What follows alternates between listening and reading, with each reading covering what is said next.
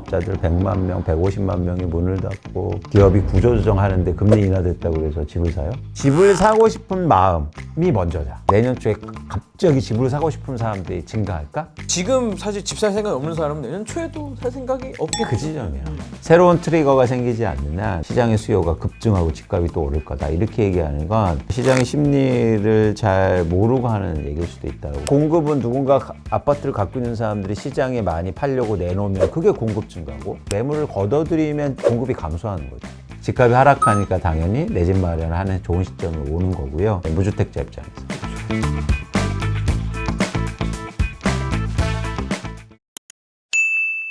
한국은행이 이제 올해 말까지 2번의 기준금리 인하를 단행을 했고요. 그럼에도 불구하고 연말 대출 문턱은 너무 높았습니다. 두 가지를 여쭤보고 싶은데, 그러면 한국은행이 내년에도 기준금리를 인하를 계속해서 할지. 원래 연말은 은행들이 대출량 조절을 위해서 대출을 줄이잖아요. 내년 2월만 돼도 대출량이 리셋이 되니까 다시 판촉 행사를 해서 대출을 늘릴 거라는 얘기도 있거든요.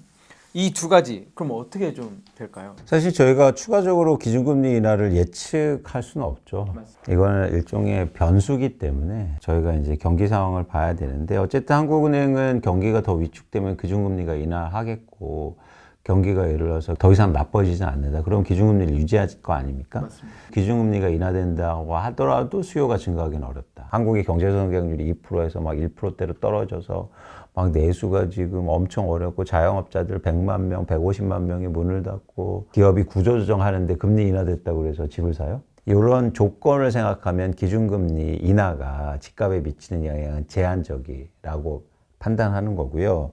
두 번째는 뭐냐면, 단기적으로 보면 예를 들어서 대출 총량이 있는데 다 소진해서 하반기에 안 남아서 대출을 못 해준 거 아닙니까? 그러다 보니까 은행은 장사하는 곳이에요. 맞습니다. 그래서 내가 상품이 얼마 안 남았어. 상품을 살려는 사람들은 있어요. 그럼 어떻게 합니까? 가격을 올리죠.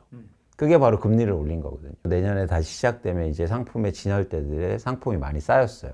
팔아야 되니까 가상금리를 좀 내리면서 팔려고 하겠죠. 그러면 일시적으로 시장에서 대출을 받아서 일어나는 수요가 증가할 수 있는데, 자, 여기서 이 수요를 조금 더 고민해 볼 필요가 있다는 거죠. 대출을 받아서 집을 사는 사람들은 실수요자들이 많죠. 근데 예를 들어서 올해 7월, 2024년 7월에 서울의 아파트 거래량이 9천 건이 넘어가거든요.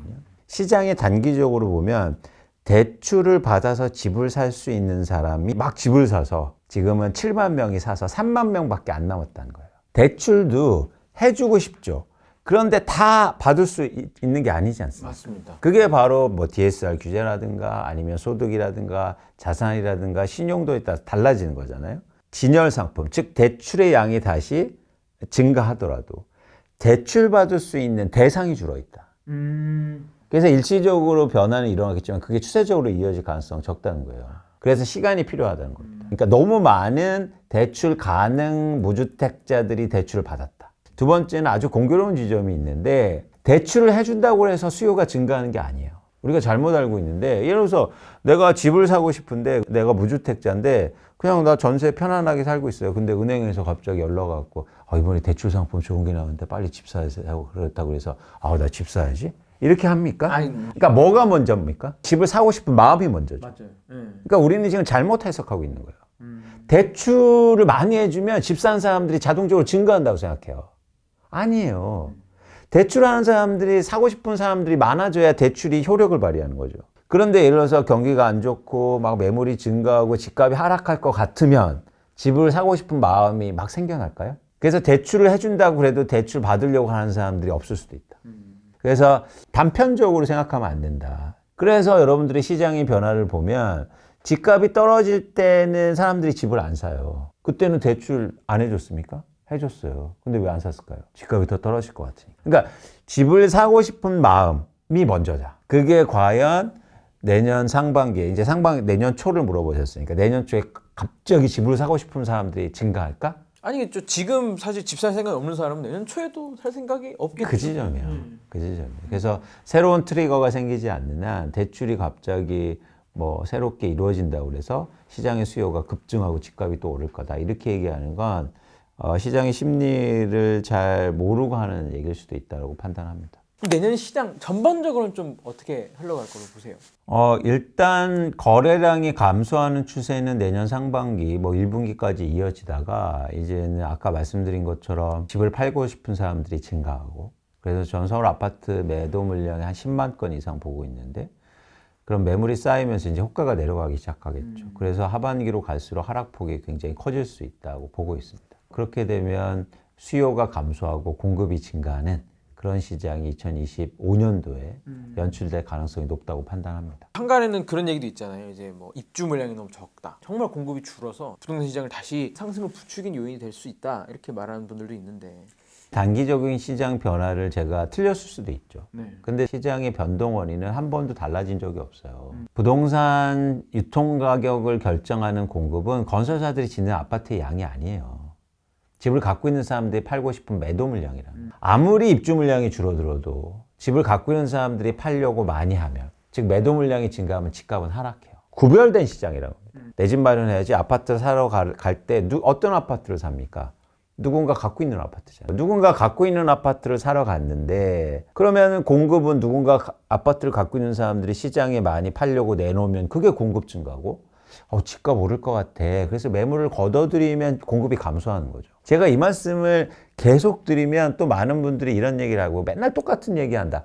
맨날 왜 똑같은 얘기냐면 이거는 진리기 때문이에요, 여러분. 변동 원리는 변하지 않기 때문이에요.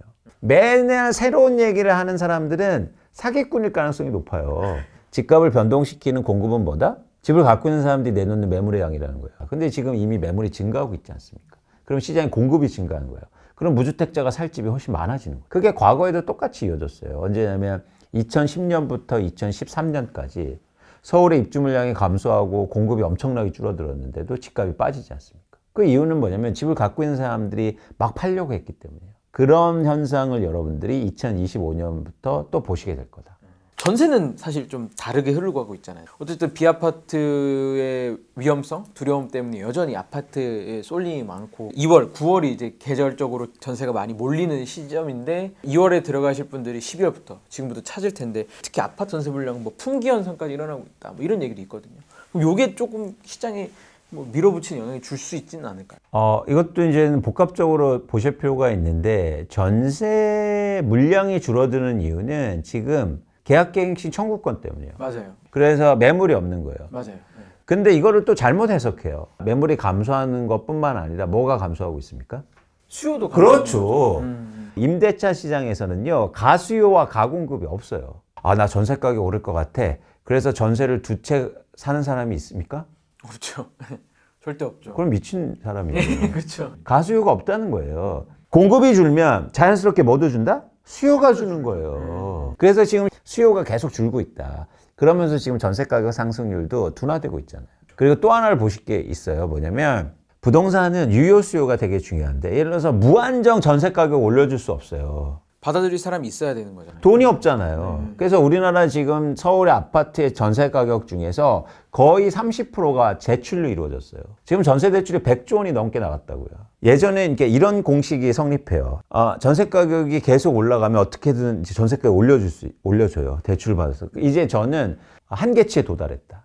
전세 가격이 더 이상 못 올려줘요. 그렇기 때문에 앞으로는 전세 가격을 못 올리는 대신 월세 계약이 증가할 거예요. 반전세와 반월세. 네. 그러면서 이제 월세 가격이 오를 거예요. 그러니까 아파트의 월세화라는 얘기를 많이 그렇죠. 이런 현상이 좀 더 2020년도에 가속될 수 있다. 그러면 투자 수요가 더 줄어들어요.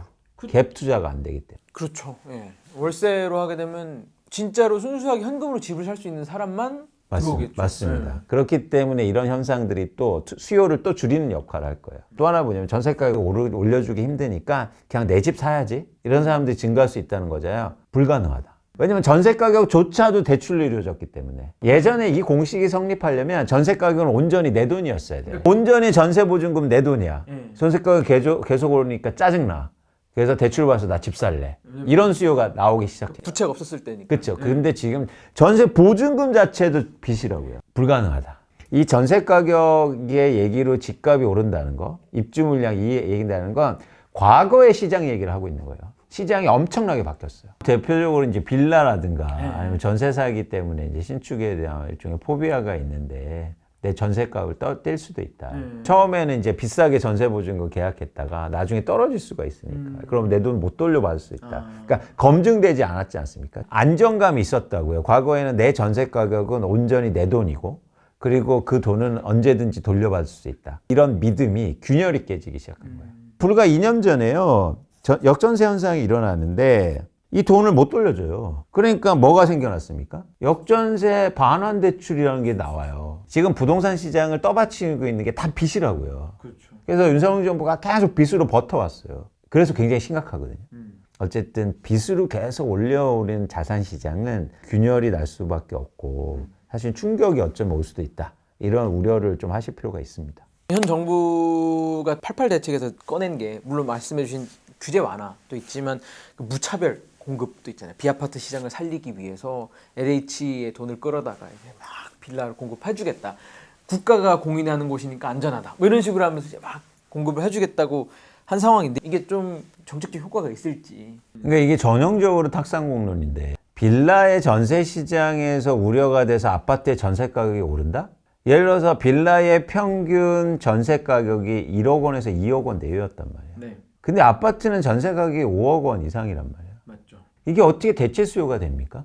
그러니까 단순하게 따져보면 예를 들어서 빌라 포비아 때문에 아파트의 전세 수요가 증가해서 전세 가격이 올랐다.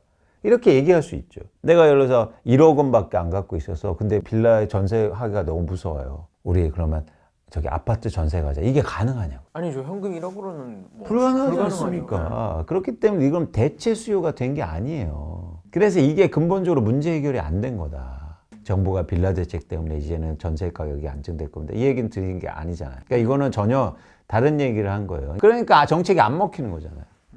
그 통계치를 볼 때 인과관계와 상관관계를 구분해야 돼요. 아니 저희가 자산시장을 판단할 때 인과관계를 명확하게 알아야 된다. 맞아요. 근데 심지어 대학 교수 논문이 나와요. 비트코인 올라서 집값이 올랐다고. 많은 전문가들도 이런 오류를 범하고 있다. 인과관계와 상관관계를 명확히 해야 될 거 아닙니까? 맞아요. 네, 뭐 저희가 오늘 좀 여러 가지 진단도 해봤고 좀 대표님께서 또 쓴소리도 많이 해주셨습니다. 그럼에도 불구하고 내 집을 마련하고 싶은 분들은 여전히 많습니다. 그리고 또 내 집이 필요하고 내 집이 진짜 있어야 되는 사람도 분명히 있겠죠. 그래서 내년 하반기를 기회로 보는 사람들이 또 꽤 있는 것 같아요. 대표님이 보시기에 좀 이때가 적기다. 그리고 또 어떤 지표를 볼 때 집을 사라. 뭐 이런 게 좀 있으실까요? 그러니까 이것도 제가 한 번도 달라진 적이 없는데 명확하게 말씀드릴게요. 집값은 떨어질 때 산다. 그 다음에 더 좋은 조건은 내가 샀을 때부터 오를 때 산다. 근데 우리는 항상 집값이 오를 때만 사요. 왜냐하면 집값이 떨어지면 더 떨어질 걸 기대하고 그래서 내 행동을 미루죠. 반면에 집값이 오르면 집값이 더 오를까 봐 불안해서 행동으로 바로 이어집니다. 반대를 하셨으면 좋겠다. 불안하지 마시고 불안을 기대로 바꾸셨으면 좋겠다는 말씀을 드립니다. 그런 차원에서는 사실은 향후 좋은 시장이 이제 오는 거죠. 그러니까 좋다는 표현을 제가 처음 쓰잖아요. 누구 입장이냐면 무주택자 입장에서. 그쵸. 집값이 하락하니까 당연히 내 집 마련하는 좋은 시점이 오는 거고요. 그러면 좋은 시점이라는 게 내년 하반기냐, 2026년이냐, 2027년이냐. 사실 이거는 말씀 못 드려요. 그거는 우리가 기다리는 건 때가 아니라 기회이기 때문이에요. 시장을 보는 입장에서 그리고 내 집 마련하는 입장에서는 기회를 기다리는 겁니다. 기회라는 건 뭐냐면 조건이에요. 그래서 조건이 중요해요. 그럼 어떤 조건이 있어지면 내 집 마련해야 되느냐. 집값이 떨어지는데 거래량이 증가할 때요. 이때가 내 집 마련하셔야 되고 그때 이유가 되면 집값이 다시 오르기 시작할 겁니다. 맞습니다. 그래서 여러분들이 특히 가격만 보시는 게 아니라 거래량을 관심 있게 보셨으면 좋겠다. 그게 내년이 될지 내후년이 될지 전 몰라요. 대신 우리가 기다리는 건 조건입니다. 그래서 계속 시장을 이제 보시는 거고 시장을 관심 있게 보시는 거죠. 그래서 저희가 브릿지도 보는 거죠. 왜냐하면 예를 들어서 내년 하반기 때 사세요 그러면 하반기까지 뭐 볼 필요 있습니까? 6월 하반기 됐으니까 7월 됐다 이제 사자. 그렇게 하면 되죠. 그게 자산시장이 아니라는 거예요. 의미가 없죠. 이런 그렇죠. 행동. 하반기가 사세요. 상반기를 사세요. 2025년이에 이거는 다 믿지 마세요. 조건을 보는 거예요. 그러니까 뭐냐면 여러분들이 계속 그래서 관심 있게 보시는 게 좋다. 오늘 너무 재밌는 얘기 많이 들었습니다. 뭐 아마 내년 상반기에도 또 혹은 내년 하반기에도 또 모시고 이야기 나눠봐야 될 것 같아요. 그때까지 기다려 보도록 하겠습니다. 대표님 감사합니다. 고맙습니다.